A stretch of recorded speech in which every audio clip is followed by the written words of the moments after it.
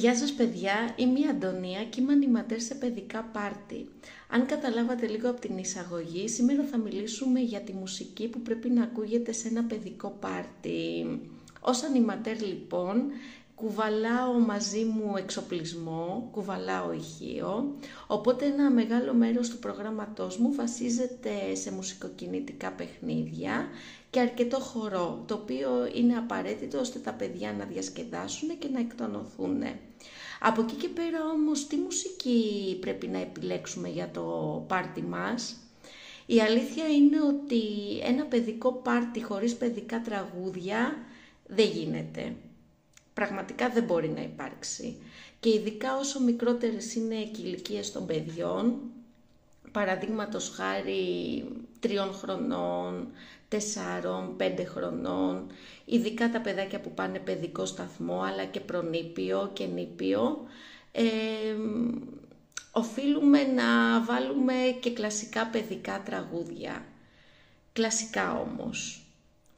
Από εκεί και πέρα, ας είμαστε ειλικρινείς, ότι όσο προχωράμε και στην ηλικία, και από τον νηπιαγωγείο θα έλεγα εγώ, για να είμαι απόλυτα ειλικρινής, αλλά όσο προχωράμε προς το δημοτικό και όσο φτάνουμε και προς τα εφηβάκια, θα πω εγώ εντός εισαγωγικών, πάμε και σε άλλες μουσικές επιλογές.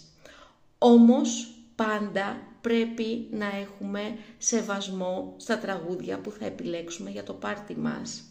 Εγώ προσωπικά ποτέ δεν δέχομαι να παίξουμε τραγούδια τα οποία έχουν βομολογίες, περνάνε σεξιστικά μηνύματα μέσα, ρατσιστικά μηνύματα, έχουν να κάνουν με τη λεγόμενη μουσική, τραπ μουσική. Και το λέω αυτό γιατί 1-2 χρόνια πριν, ίσως και 3 χρόνια, είχαμε πολύ μεγάλο πρόβλημα.